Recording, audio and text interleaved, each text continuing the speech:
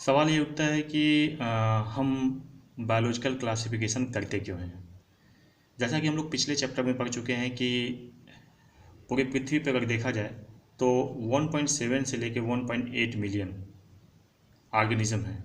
ठीक है, इतनी वास्ट नंबर में संख्या होने के बाद इनकी स्टडी इंडिविजुअल रूप से नहीं की जा सकती है। इसलिए करते क्या है कि जो एक जैसे गुणों वाले या कैरेक्टर्स वाले ऑर्गेनिज्म होते हैं उनको एक समान ग्रुप में रख दिया जाता है और उस ग्रुप के कैरेक्टर को स्टडी करके हम उसमें उस ग्रुप में होने वाले पाए जाने वाले सभी ऑर्गेनिज्म के कैरेक्टर को जान सकते हैं। ठीक है, तो अगर ये क्लासिफिकेशन कर दिया जाए कैरेक्टर के आधार पे तो हम थोड़े समय में बहुत ज़्यादा संख्या में ऑर्गेनिज्म की स्टडी कर सकते हैं। तो द बायोलॉजिकल क्लासिफिकेशन का जो पर्पस होता है, the purpose of biological classification is to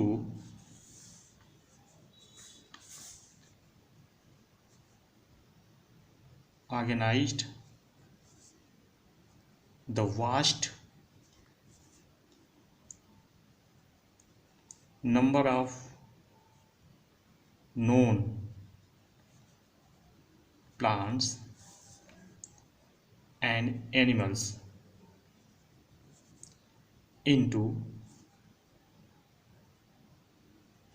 categories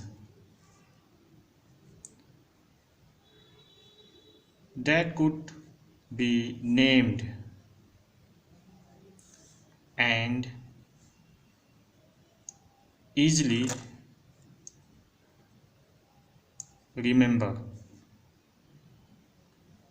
and study. As a result,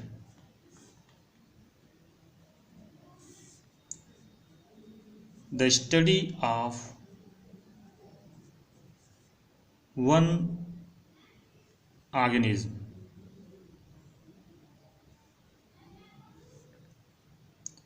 of a group give us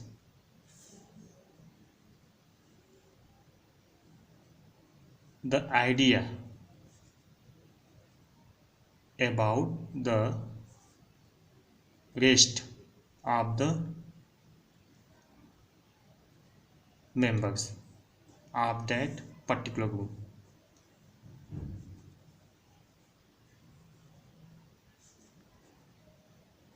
ठीक है, जैसा मैंने बताया कि पृथ्वी पर 1.7 से लेकर 1.8 मिलियन ऑर्गेनिज्म हैं। उन सब की स्टडी करना संभव नहीं है। अगर हम एक एक इंडिविजुअल की स्टडी करने लगेंगे तो हमें लगभग 5000 साल लग जाएंगे। ठीक है, तो करते क्या है कि जो समान गुणों वाले ऑर्गेनिज्म होते हैं, समान कैरेक्टर्स वाले ऑर्गेनिज्म होते हैं, उनको एक कैटेगरी में रख देते हैं और उस कैटेगरी के किसी भी एक ऑर्गेनिज्म का अध्ययन करके हम बाकी के ऑर्गेनिज्म के बारे में जान सकते हैं। ठीक है, तो जो बायोलॉजिकल क्लासिफिकेशन की जो कोशिश की गई, जो पहली वैज्ञानिक कोशिश, जिसको साइंटिफिक अटेम्प्ट जिसको कहा जाता है, वो एरिस्टोटल्स के द्वारा किया गया था। First attempt of scientific classification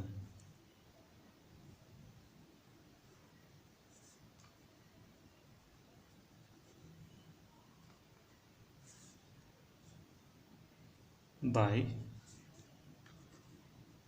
Aristotle। ठीक है, इन्होंने क्या किया था, ये इन्होंने सिर्फ मॉर्फोलॉजिकल कैरेक्टर को ही महत्व दिया था। ही यूज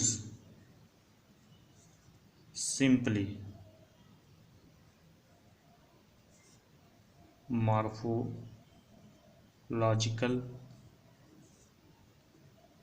कैरेक्टर्स। अब देखिए उन्होंने क्या किया, लिविंग बीइंग को, जो ऑर्गेनिज्म थे, उनको प्लांट, और एनिमल में प्लांट को प्लांटी कहा गया और एनिमल को एनिमेलिया कहा गया। एनिमल्स में कैटेगराइज कर दिया, ठीक है।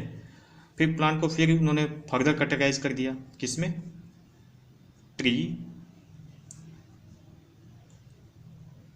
श्रब्स और हर्ब्स में, ठीक है। इसी तरह से एनिमल को कैटेगराइज कर दिया, ऐसे एनिमल जिनके पास रेड ब्लड था, रेड ब्लड एनिमल्स, और दूसरी कैटेगरी में ऐसे एनिमल्स को रख दिया जिसमें रेड ब्लड नहीं था, without red blood animals, without red blood, ठीक है। तो ये एरिस्टोटल्स का क्लासिफिकेशन था जो कि सिर्फ मार्कोलॉजिकल आधार पे किया गया था। इसमें एक चीज़ बताइए कि ट्री, श्रब्स और हर्ब्स में क्या अंतर होता है? देखिए, जो श्रब्स होता है ये वुडी होते हैं, वुडी स्मॉल प्लांट, ठीक है। और हर्ब्स जो होते हैं ये नॉन वुडी स्मॉल प्लांट होते हैं, स्मॉल प्लांट, ठीक है। श्रब्स का एग्जाम्पल जैसे रोज, बंसिल, तुलसी जिसको कहते हैं, बंसिल, तुलसी, ठीक है। हर्ब्स में लार्जेस्ट हर्ब जो है ये बम्बू होता है, ठीक है। इसके अलावा हर्ब्स में जितने भी घास आते हैं पोएसी फैमिली के ग्रासेस, वो सब हर्ब्स में आ जाएंगे, ठीक है। इसके बाद हम लोग टू किंगडम सिस्टम पे आ जाते हैं। टू किंगडम सिस्टम को सबसे पहले लिनियस ने प्रपोज किया था। इसमें संपूर्ण ऑर्गेनिज्म को, जितने भी ऑर्गेनिज्म होते हैं उसको दो किंगडम में बांटा गया, पहला प्लांटी और दूसरा एनिमेलिया। अब इनको जो आधार बनाया गया डिवाइड करने का, ये दो था। पहला सेलवाल, सेलवाल किंगडम प्लांटी में प्रेजेंट होता है, पाया जाता है, ठीक है। जबकि एनिमेलिया में, एनिमल्स में, उसके सेल में सेलवाल एब्सेंट होता है, ठीक है। इसके बाद लोकोमोशन पे आ जाइए।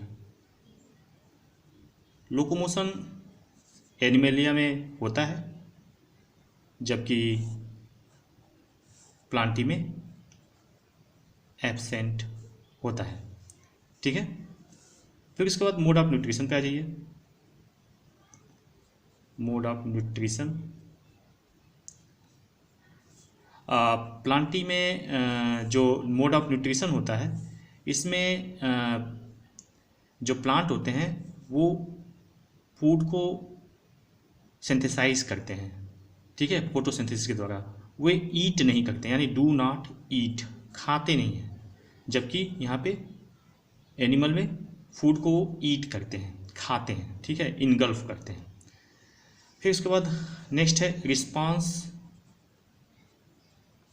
To external stimuli. Response to external stimuli ये एनिमल में प्रेजेंट होता है, जबकि प्लांट के केस में एब्सेंट होता है, कुछ केसेस को छोड़कर, एक्सेप्ट सम केसेस, जैसे छुई मुई, ठीक है। कुछ केसेस में रिस्पांस करते हैं, कुछ लोअर प्लांट भी रिस्पांस करते हैं एक्सटर्नल स्टिमुलाई के प्रति, ठीक है। इसमें माइमोसा पुडिका सबसे इम्पॉर्टेंट है, Mimosa pudica, touch me not plant, छुई मुई इसको हिंदी में बोलते हैं, माइमोसा पुडिका को। उसके बाद आता है कंट्रैक्टाइल सिस्टम। ये एनिमेलिया में प्रेजेंट होता है और प्लांट में एब्सेंट होता है, एब्सेंट। इसमें भी कुछ एक्सेप्शन है, एक्सेप्ट डायेटम, क्लेमाइडोमोनास,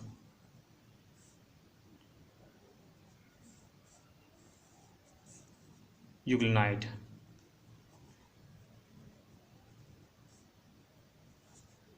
ठीक है।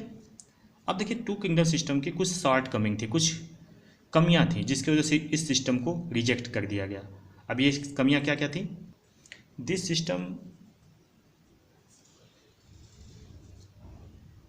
डिड नॉट डिस्टिंग्विश बिटवीन, इसने इस सिस्टम में कहीं पर भी यूकैरियोट और प्रोकैरियोट के डिफरेंस के बारे में नहीं बताया गया था, ना उसका जिक्र किया गया था। यूकैरियोट्स एंड प्रोकैरियोट्स, ठीक है। दूसरा, इस सिस्टम में यूनिसेलुलर और मल्टीसेलुलर ऑर्गेनिज्म के का भी डिस्टिंग्विश नहीं किया गया था, अंतर नहीं किया गया था। Unicellular organism and multicellular organism. इसके अलावा इसमें फोटोसिंथेटिक और नॉन फोटोसिंथेटिक के बारे में भी नहीं बताया गया था। फोटोसिंथेटिक एंड नॉन फोटोसिंथेटिक, ठीक है। इसके अलावा कुछ ऐसे ऑर्गेनिज्म जैसे कि क्लेमाइडोमोनास यूग्लेना, स्लाइम मोल्ड, इसके बारे में भी जूलॉजिस्ट ये दावा करते थे कि ये इसको एनिमल में रखना चाहिए, और बॉटनिस्ट ये दावा करते थे इसको नहीं, ये प्लांट में होंगे। तो इसके बारे में भी इस सिस्टम में कुछ भी क्लियर नहीं किया गया है। Certain organism